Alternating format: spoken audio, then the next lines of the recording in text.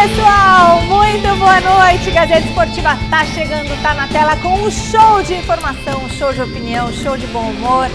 Esse finalzinho de tarde tem que ser leve pra você, tem que ser leve pra gente e, claro, tem que trazer muita notícia boa, certo? Então bora que eu vou mostrar pra vocês quem tá comigo aqui no estúdio hoje. É a super dupla, eles, grande jornalista, comentarista, que faz parte do nosso timaço, Alex Miller. E o nosso querido José Paz. Tamo junto, obrigado, tamo junto. Casteriano. Sou eu. Hoje é dia de falar sobre o tratamento do Neymar durante a folga.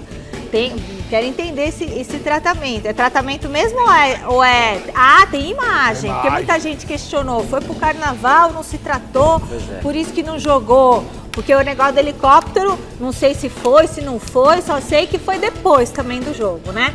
Então, vamos falar do tratamento dele, vamos mostrar. Tem também a recuperação do Marcos Rocha no Palmeiras. Isso é bom pro Verdão? Alex vai falar, Zé Paz também. No Corinthians, o Alexandre Silvestre vai trazer as notícias mais quentes envolvendo o holandês Memphis Depay. Olha o estilo dele em câmera lenta. Que é isso? Tem ainda a Marina Bocon com atualizações sobre o Lucas no São Paulo. Ela tá lá, ó.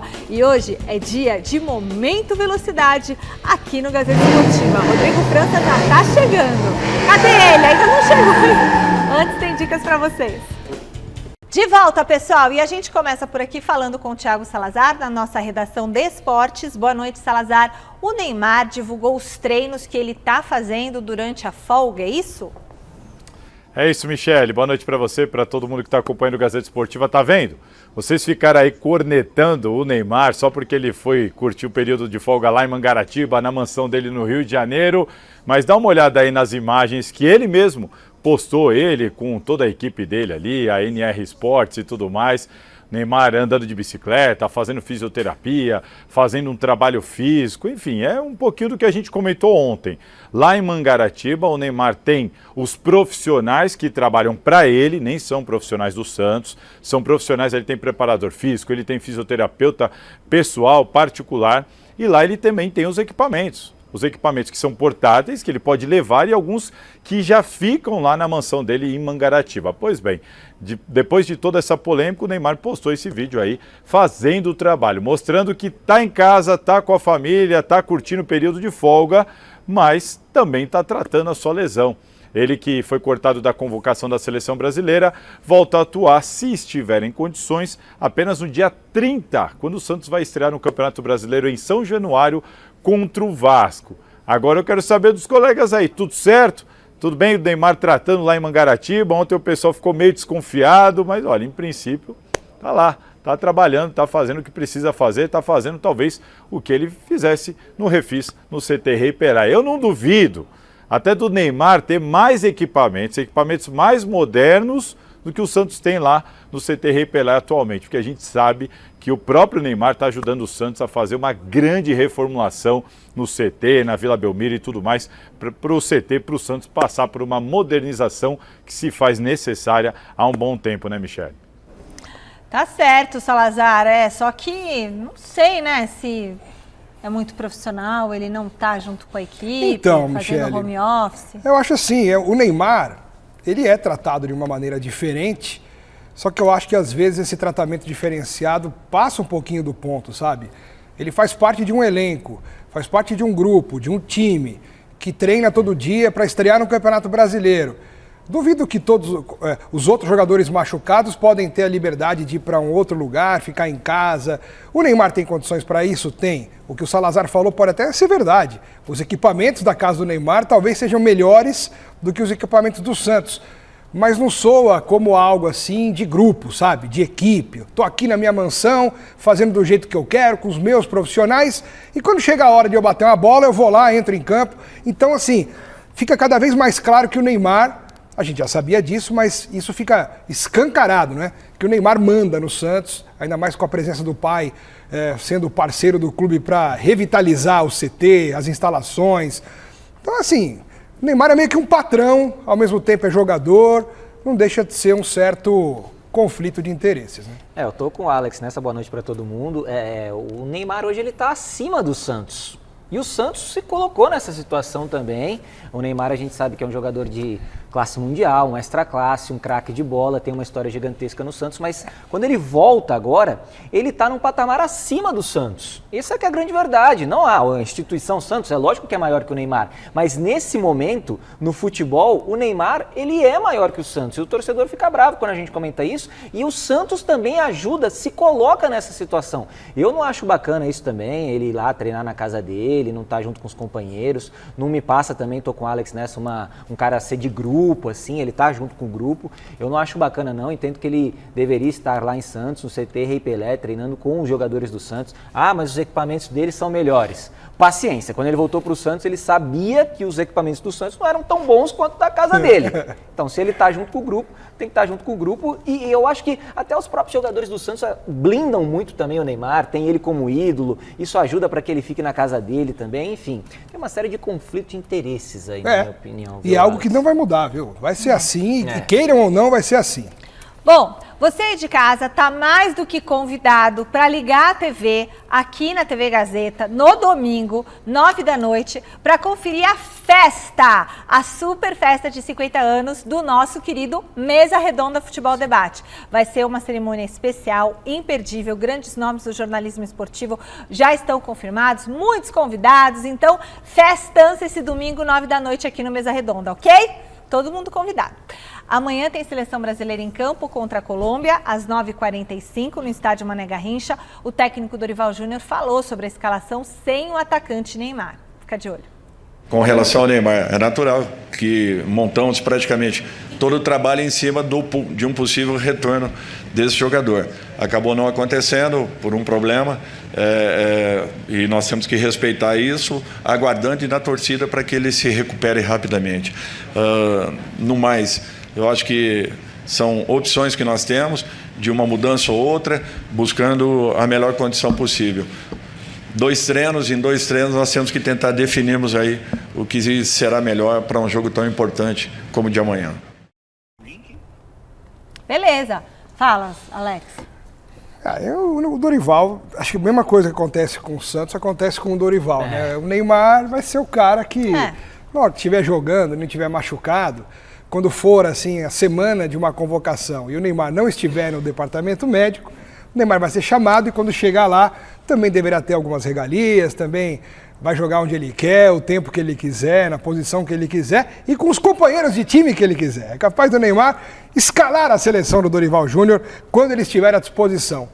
E não vai ter jeito, o Neymar realmente é gigante. O Neymar ele vai para a Copa do Mundo, vai, mesmo que ele não esteja no 100%, não esteja em suas totais condições, entendo que o Dorival vai levá-lo, se ainda for o técnico da seleção até lá.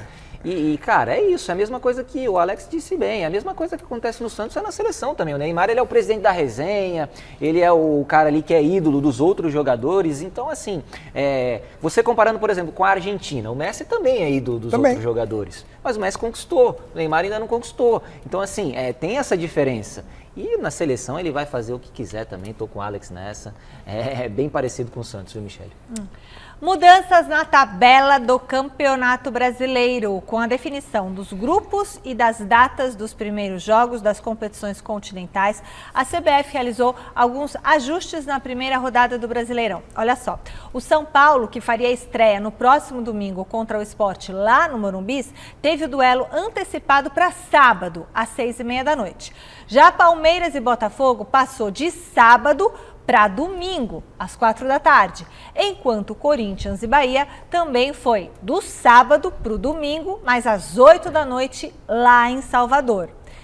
Gostaram dessas mudanças? Vocês acharam bom? Acho que acabou sendo positivo pelas necessidades de Palmeiras e Corinthians, né, que vão fazer a final do Campeonato Paulista numa quinta.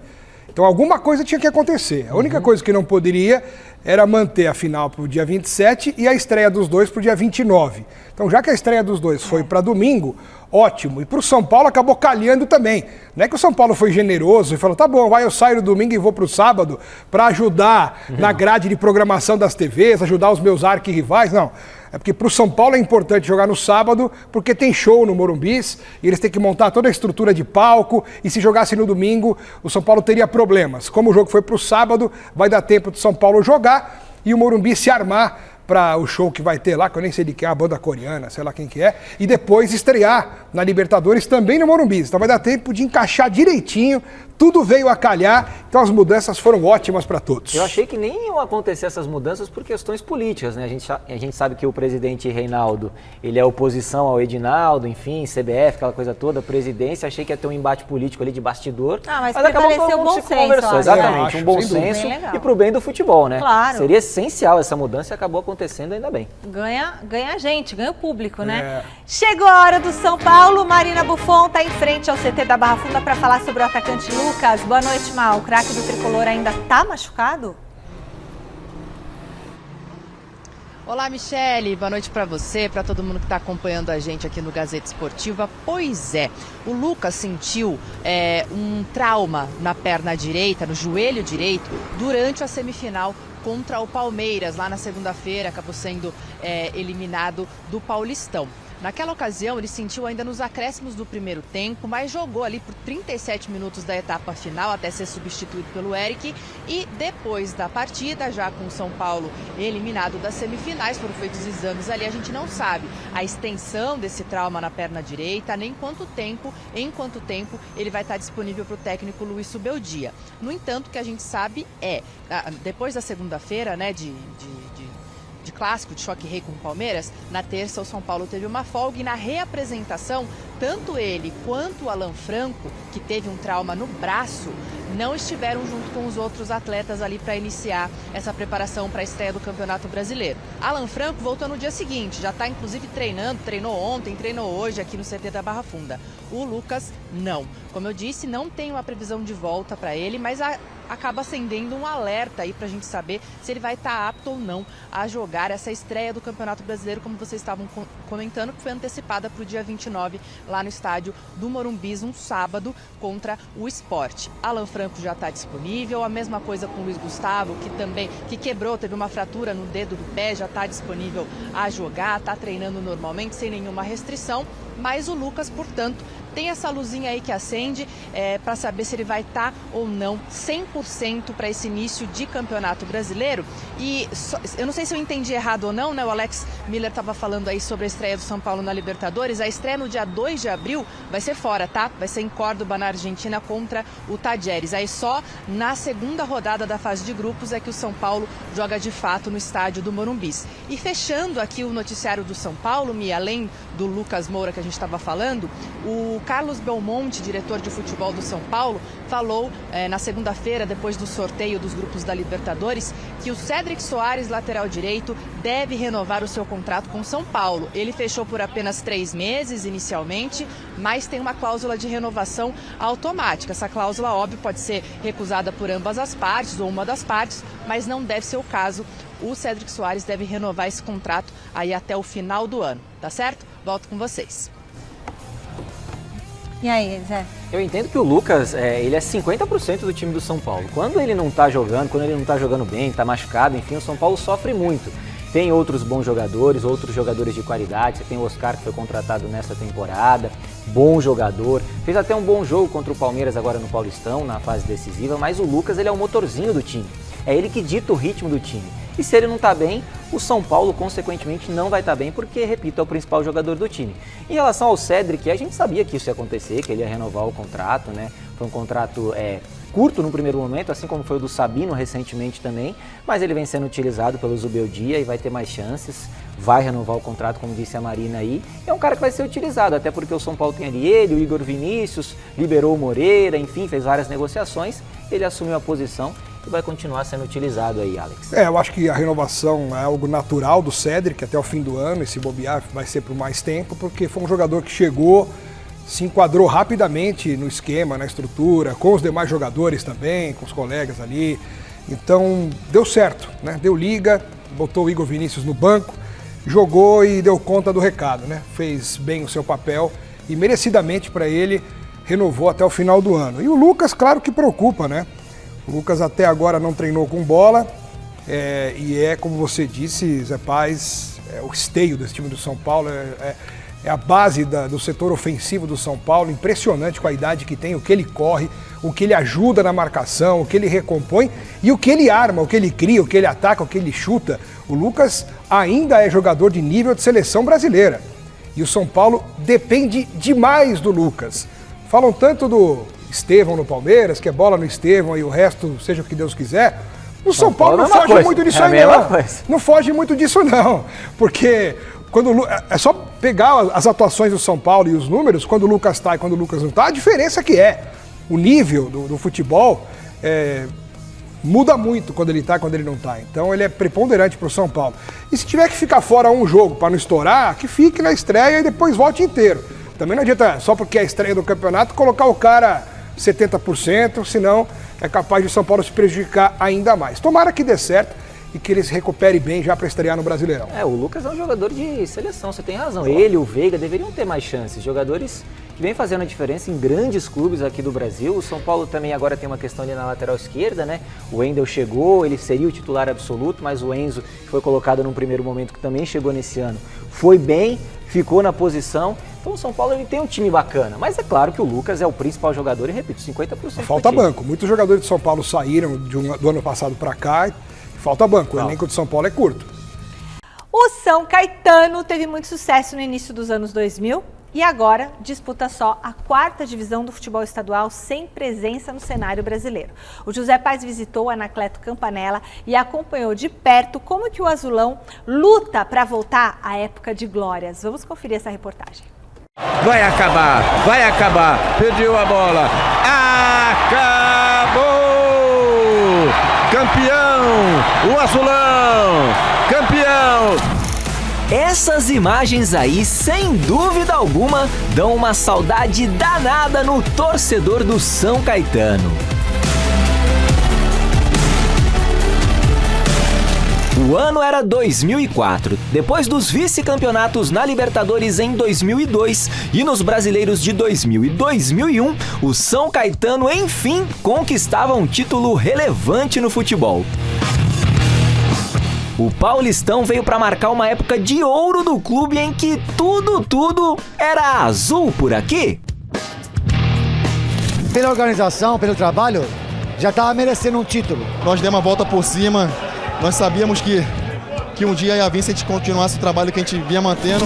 Preste atenção, o mundo é um moinho, vai triturar teus sonhos tão mesquinhos, vai reduzir as ilusões a pó. As memórias felizes do passado não preenchem o vazio dos últimos anos. Já são 8 rebaixamentos de 2004 para cá, 3 no Campeonato Brasileiro e 5 no Paulistão. Hoje, inclusive, o São Caetano disputa a Série A4 do estadual, que equivale à 4ª divisão do Campeonato Paulista. Recebi o convite do presidente, do Machado, né? E aqui foi traçado um plano, e o plano ele está seguindo da forma que tem que ser, e eu tenho certeza absoluta que nós vamos conseguir esse acesso para a Série A3 de 2026. Vi a oportunidade e aí resolvi largar essa situação de empresariado e tocar um clube de futebol, que é um sonho. Então é em cima disso que a gente espera, sim, voltar a conquistar títulos em cima de grandes investimentos. Escutar assim de quem agora é o dono do clube dá muita esperança para o torcedor do Azulão. O empresário Jorge Machado, famoso por tocar as carreiras do craque Rivaldo, e do técnico Luiz Felipe Scolari, assumiu o futebol da equipe no final de 2023 e hoje é o proprietário de fato do remodelado São Caetano Futebol, o novo nome do clube.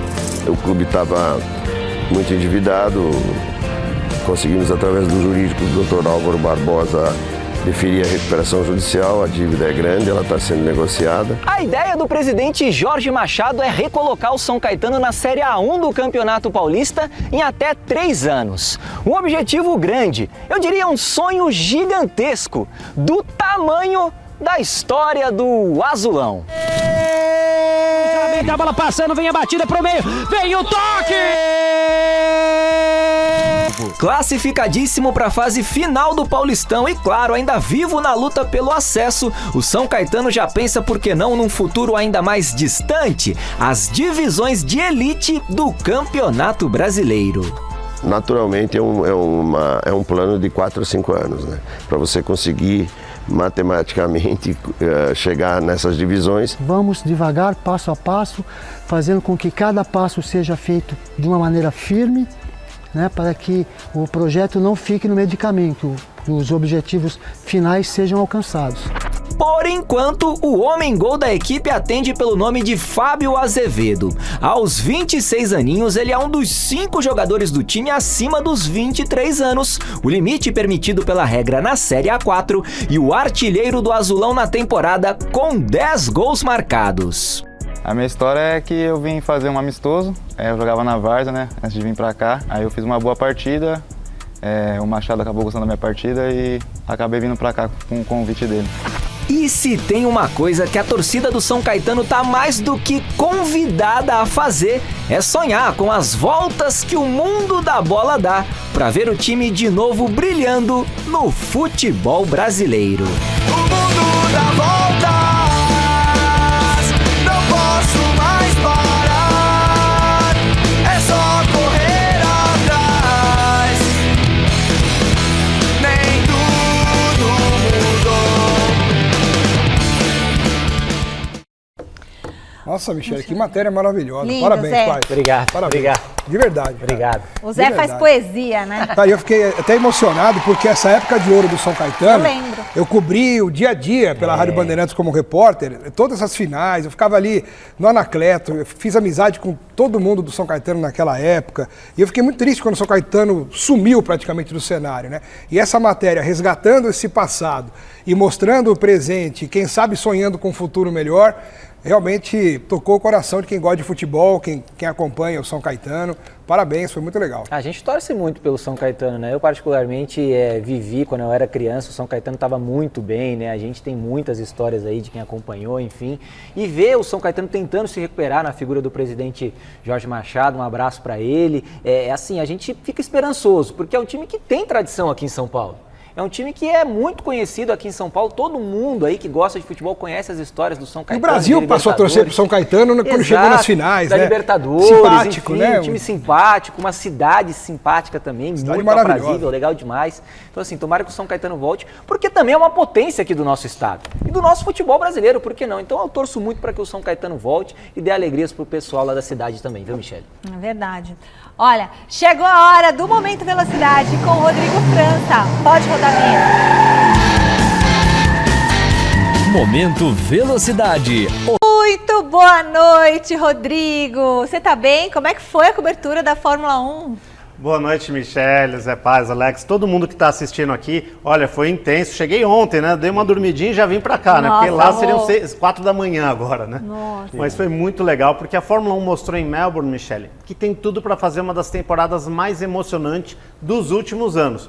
Por quê? Bom, a vitória do Lando Norris, ela já era esperada. Mas o Verstappen mostrou o seu talento na chuva e conseguiu o segundo lugar com a Red Bull, que foi quase que uma surpresa. E para o Brasil, o grande momento foi a estreia de Gabriel Bortoleto. O piloto da Sauber brilhou na classificação, conseguindo uma vaga no Q2, superou o Nico Hülkenberg, que é um piloto que tem 200 GPs e já foi mais rápido que ele. Na corrida vinha bem, ritmo forte, mas acabou rodando, faltando ali 10 voltas para o final, tinha chance de pontuar, foi um pecado, mas vários estreantes rodaram, Fernando Alonso, Carlos Sainz rodaram, então estava realmente uma condição difícil de chuva, como a gente pode ver aí. E o Brasil também teve motivos para comemorar no domingo com a vitória na Fórmula 3 do Rafael Câmara, que é piloto da Ferrari Driver Academy e que deve chegar também em breve na Fórmula 1. Olho nele, a gente também já mostrou, igual o Bortoleto, né, Michele? A gente mostrou ele no kart aqui, o Rafa Câmara já ganhou a preliminar da Fórmula 1, então a gente está muito bem encaminhado. E aqui no Brasil também teremos muita velocidade com a abertura da NASCAR Brasil e um multicampeão fará o seu primeiro ano na categoria. É o Cacá Bueno. O pentacampeão da Stock Car vai competir na equipe Bet Nacional PixPay e mandou um recado pra gente. Essa temporada eu tenho jornada dupla, Stock Car e NASCAR Brasil. E essa primeira corrida acontece em Campo Grande. Já tem corrida no sábado e no domingo. E essa estreia, que não é bem uma estreia, né? Porque eu corri no ano passado no Potenza e fui até o pódio. Então a expectativa é positiva e essa retorno aí para a categoria também marca meu retorno a trabalhar com a equipe RC, equipe do Meinha e do Marcel Campos. Lá eu tive uma história realmente muito boa. Foram 2 títulos de Stock Car e 1 de Endurance Brasil. Então, com muita expectativa e felicidade, eu retorno à categoria, retorno a essa equipe e olha, tomara que também com mais um troféu para a gente botar na parede aqui de casa. Que legal. Legal, Cacá, boa sorte, né? Ele que eu estava falando, né? Essa NASCAR Brasil, ela é ligada à NASCAR dos Estados Unidos, então é um campeonato muito grande. E outro destaque nessa categoria vai ser o Tito Giafone. A família, aliás, estará em peso em Campo Grande, já que o pai, Felipe, e o irmão, Nick, aceleram na Copa Truck pela equipe Volkswagen. E o Tito é o filho mais novo do Giafone, né, Michele? E ele competiu a vida inteira no kart, conquistando diversas vitórias e títulos. E dessa vez está animado para estrear nas competições de carro. Então, a minha expectativa é muito alta, eu acho que mais pelo aprendizado, que essa categoria é uma categoria que está crescendo demais nesses últimos anos, já está virando uma das categorias de topo aqui do Brasil, muitos pilotos extremamente bons, dos mais tops que tem, vamos correr na categoria também, eu sendo o companheiro de equipe do Rubinho, vai ser sensacional para eu aprender e sempre procurar aprender mais sobre o carro, sobre traçado e essas coisas, que é o que a gente precisa fazer. E é isso, estou muito feliz que vocês estão com a gente aqui esse ano. Legal, Tito, boa sorte. Você viu o carro perto do caminhão, a diferença de tamanho, mas vai ser bem legal. Vai ter Copa Truck também lá em Campo Grande, como a gente já tinha falado. E fechando o fim de semana de muita velocidade aqui no Brasil, teremos a estreia da Porsche Cup no Velocitar, aqui pertinho de São Paulo, né? Onde um dono de equipe de Stock Car vai mostrar que para trabalhar no automobilismo não basta só amar o esporte, tem que acelerar, né, Michele? Não tem jeito. E o Paulo Reales vai estrear na Porsche após ter competido de kart na Copa São Paulo Bradesco de kart. Que é o Paulo Reales, piloto da Porsche Cup na equipe Sterling Racing.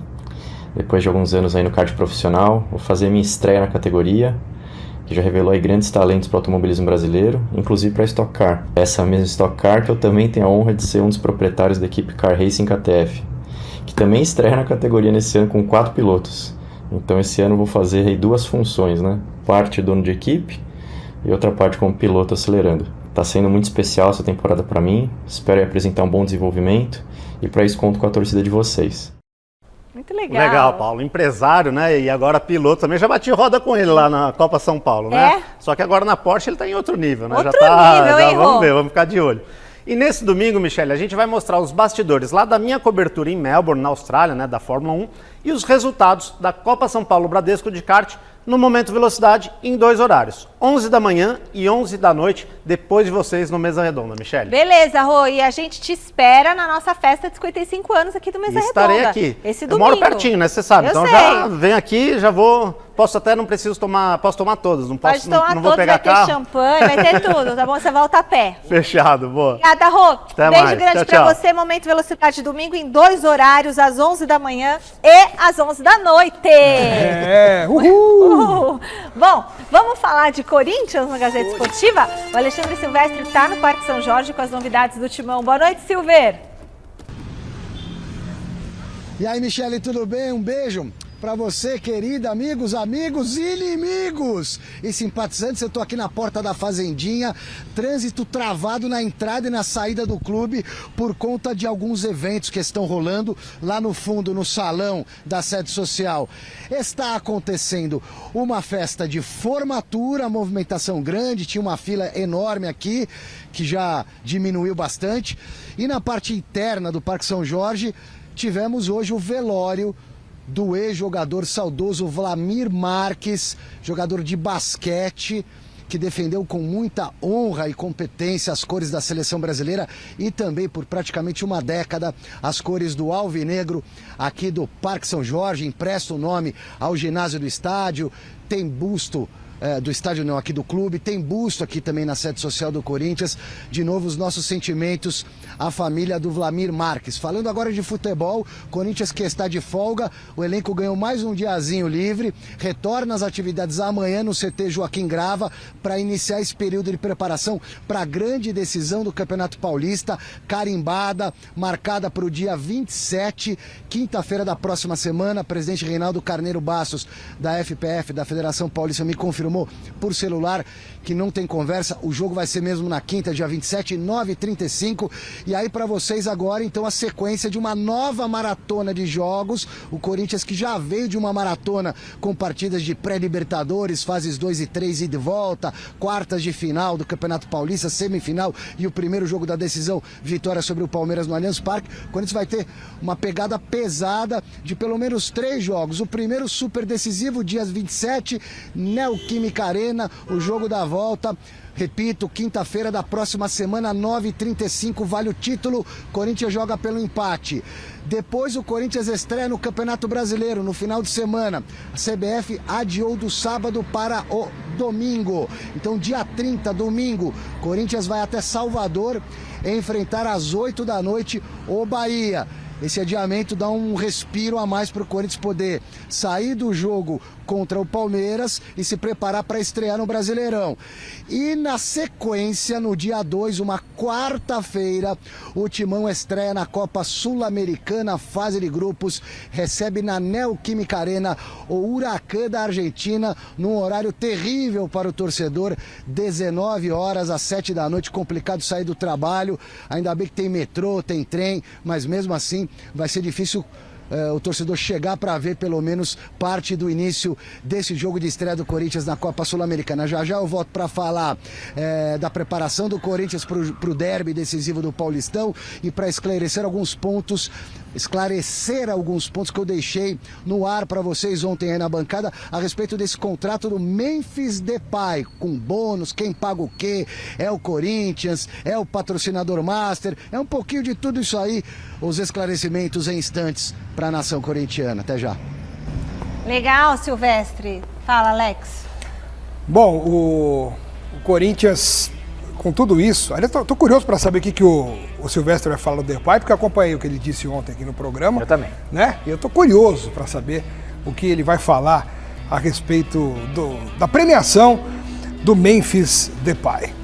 Agora, aliás, também a minha homenagem ao Wlamir Marques, né? E nossos sentimentos aos familiares. Foi um dos grandes atletas do esporte brasileiro, Wlamir Marques, um dos grandes nomes do esporte, não só do basquete, mas do esporte. Representou o nosso país, um dos maiores de todos os tempos, campeão mundial. Então, uma justa homenagem aqui ao grande Wlamir Marques. E o Corinthians, José Paes, nessa toada aí de se preparar para a final do Campeonato Paulista, carregando agora o rótulo de favorito, porque tem um empate e ao mesmo tempo a vantagem de jogar em casa. Tem um amigo meu chamado Chico Lang, que sempre fala pra mim que nos clássicos, sobretudo nas arenas, quem joga em casa tem vantagem, que dificilmente quem joga em casa perde.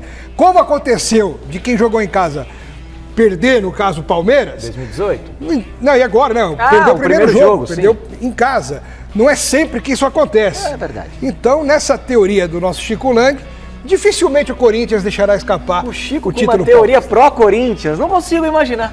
Não, mas eu vou ser justo, essa teoria é a favor de quem joga em casa. Isso ele já falou para mim várias vezes. Mas agora ele encaixa melhor, né, com o fato de o Corinthians jogar na Neoquímica Arena a partida decisiva do Campeonato Paulista. O Corinthians chega como favorito, claro, mas nada está resolvido, Zé Paes. Longe disso. E essa maratona aí que o Silvestre trouxe pra gente agora do Corinthians, muitos clubes, a maioria, todos. Todo mundo, né? Vão passar por essa maratona, agora ainda tem o Super Mundial nesse ano, então muitos clubes vão ficar um mês aí sem jogar e vai ter que encaixar calendário, vai ter que todo mundo jogar até o Natal. Vai ser férias. Né, para alguns clubes tem um período de férias e depois um período de treinamentos.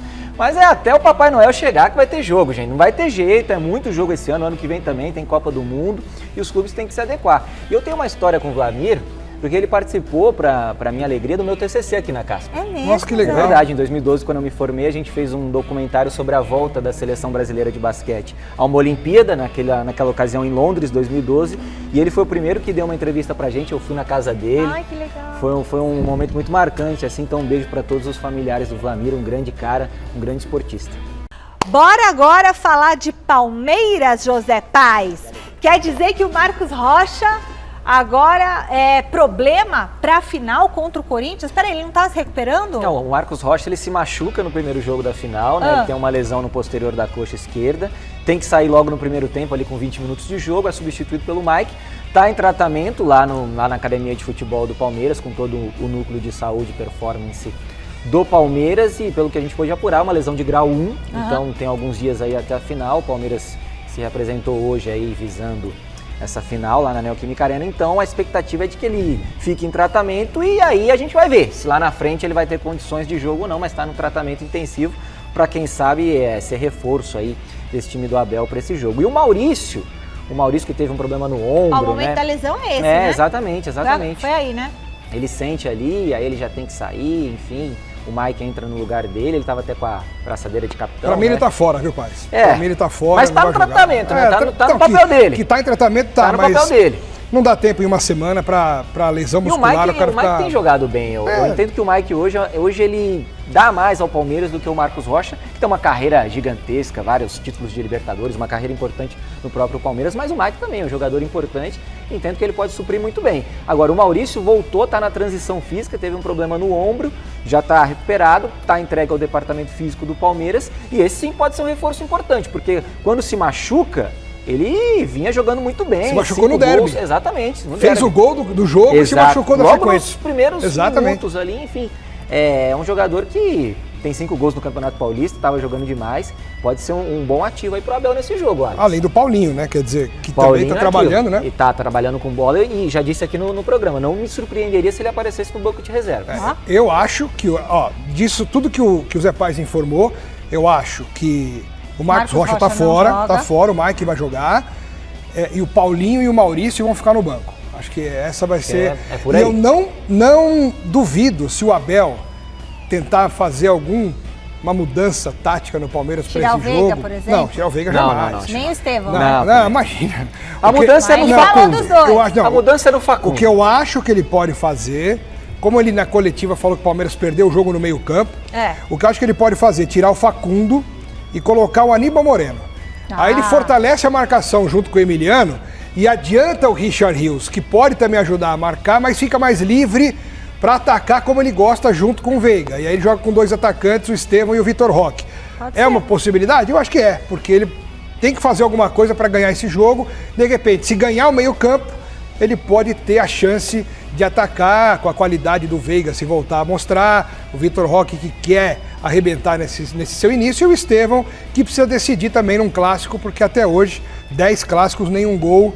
Então o Estevão está devendo em termos de jogos contra os seus maiores rivais. O sonho do palmeirense, você pode até confirmar para mim, é que saísse o Facundo e entrasse o Paulinho. Não, isso é a tendência para o futuro próximo. Futuro próximo, exatamente. Mas já falando para esse jogo agora, para esse derby na Neoquímica, é tirar o Facundo e colocar o Paulinho, claro, de repente o Maurício também. Até porque o Facundo está na seleção do Uruguai. Sim. Então ele chega no dia seguinte, no dia anterior, né, a final, no dia 26, toda aquela logística que o Palmeiras vai fazer.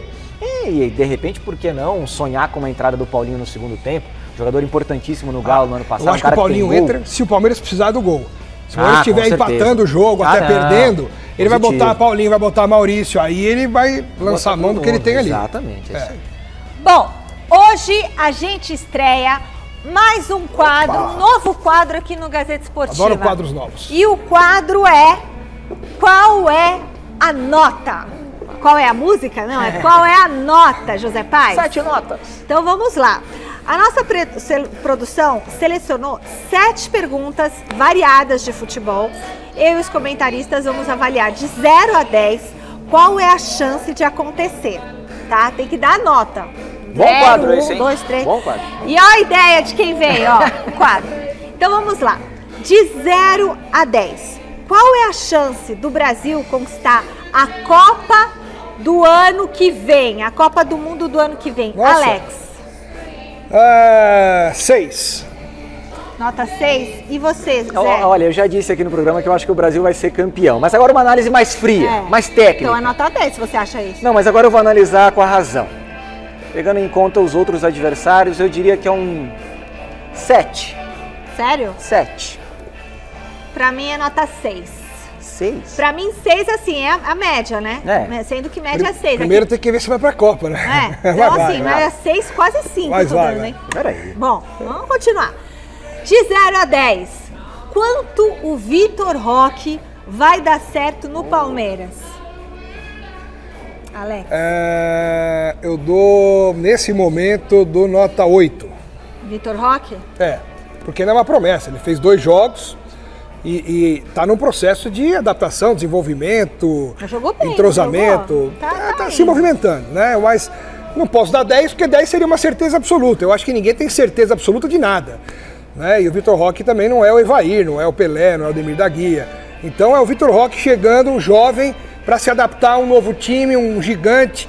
Então é 8, acho que é uma boa nota de expectativa positiva para ele. Zé Pai. Levando em conta o potencial do Vitor Roque, um baita jogador, que vai jogar num time que tem toda a estrutura, veio com toda a pompa, eu daria um 9.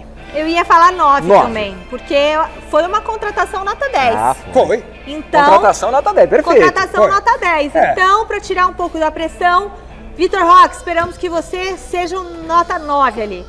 Qual que é a chance do Corinthians ser campeão paulista de 0 a 10, Alex Miller?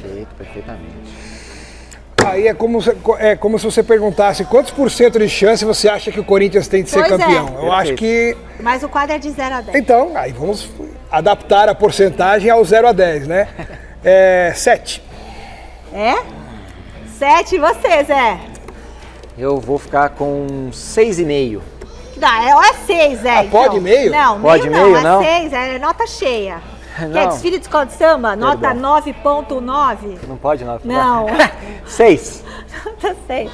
Eu vou dar uma nota... Nota 8! Que isso, Michele? Peraí. Nota 8 do Corinthians. Eu acho que é 8, hein? Eu acho que o Chico Lang daria 11 nessa aí. O Chico daria. E agora, de 0 a 10, qual que é a chance do São Paulo conquistar algum título esse ano? Voltando lá, de 0 a 10 é o nosso novo quadro.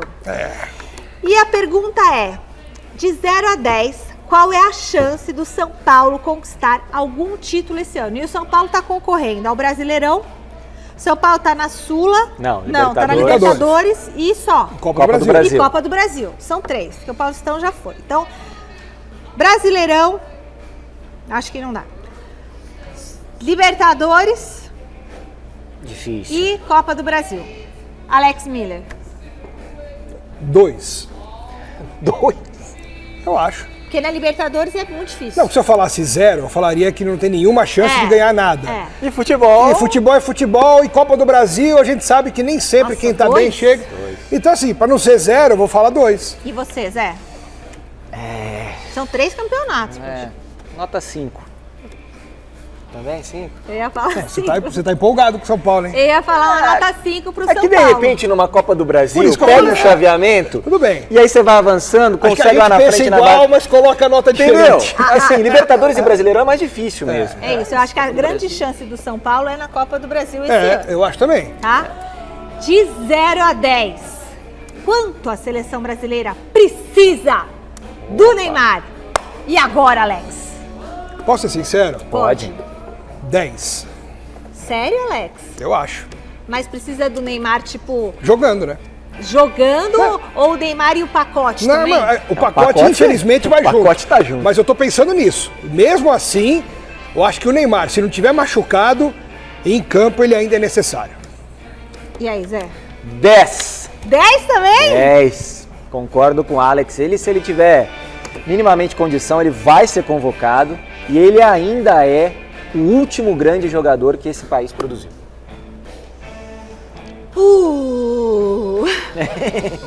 E você, Michele?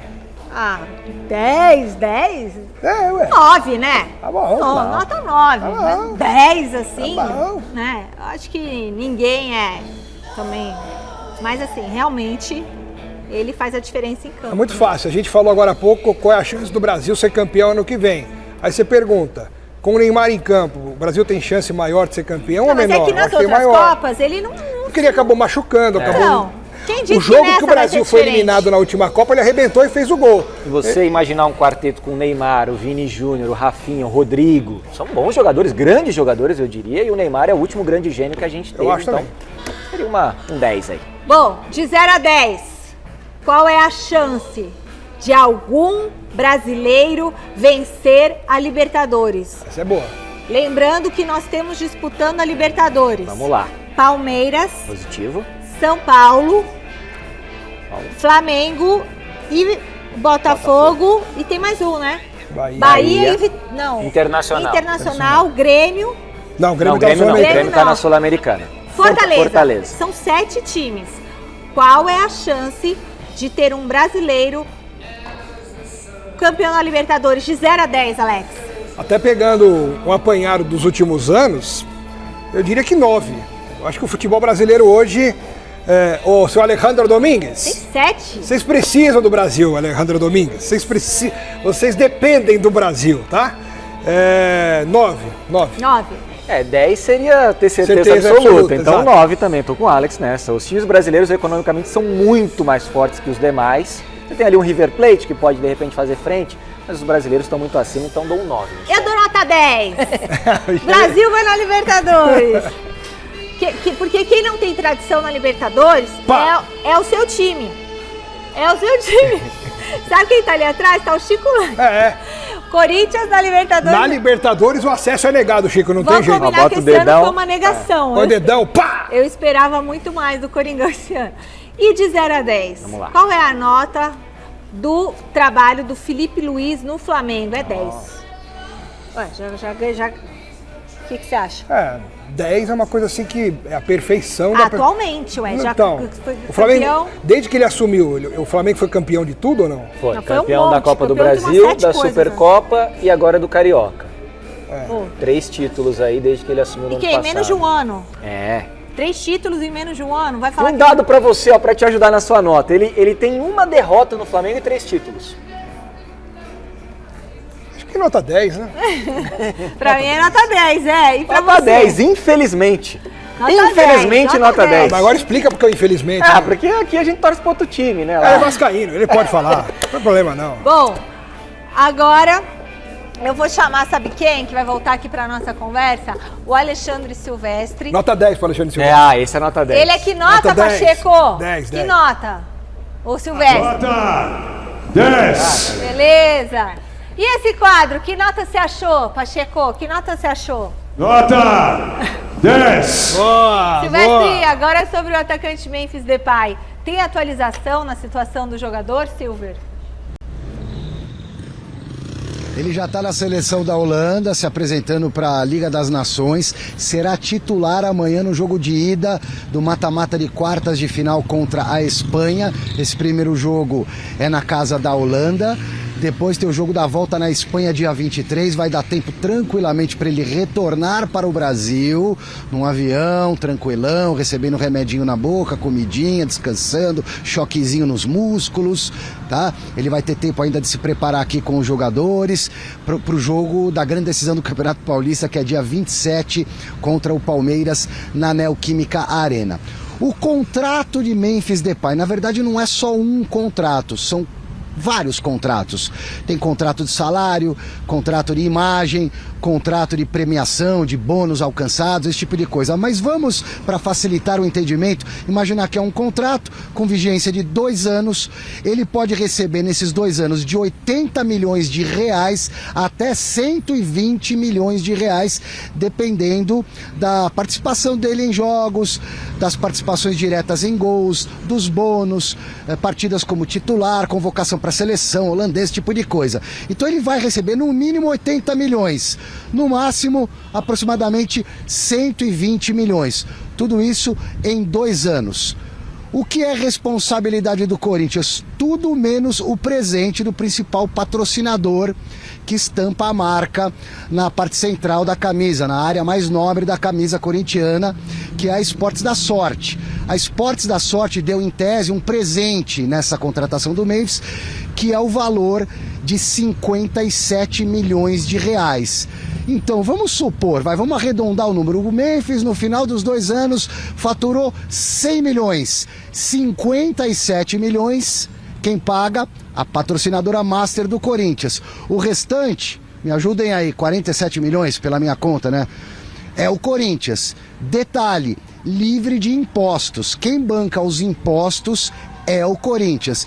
Então a conta é mais ou menos essa. Se você pegar os 57 milhões da patrocinadora Masters, presente para o Corinthians ter o Memphis Depay, pega os 57 milhões, divide por 24 meses a duração do contrato, vai dar mais ou menos uns 2 milhões e 200, 2 milhões e 300 de reais por mês.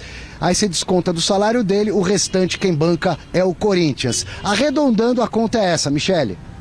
Beleza, Silver. Fala, Alex. O Silvestre tá mal de conta, Deu né? pra Porque ver. 100 menos 57 dá 43. Deu pra ver que ele é de humanas, ele é de deu pra exatas. ver né? que não tá. Ê, Silvestre! Ô, Silvestre, eles estão te zoando aqui. Não, mas é que é uma conta difícil mesmo, né? 100 menos 57. Você tira 100, 57... Como é que você vai falar que é 43? 100 menos 57 é 43. Ele falou que é quanto? 47. É tão difícil. É difícil, Silvestre. Eu compreendo que é complicado essa conta. É muito dinheiro, né? Agora, que é muito dinheiro, é muito dinheiro. É muito Em dinheiro. relação ao Memphis Depay, como diria minha mãe, o que é bom custa caro. Ó. Não tem o que fazer, Ó, gente. sua mãe? O que é bom custa caro. Então, infelizmente ou felizmente para o Corinthians, tem que pagar. O próprio presidente Augusto Melo deu uma declaração recentemente dizendo: a gente quer ser campeão e quem quer ser campeão tem que pagar um preço. E estão pagando esse preço. Estão pagando e agora o Corinthians está com tudo aí para ser campeão paulista. Já disse aqui, né? 60% de chance. Então vai com tudo. Amanhã a gente volta, né? Gente, acabou o Gazeta Esportiva. Beijo pra você. Fiquem agora com o Jornal da Gazeta. Tchau.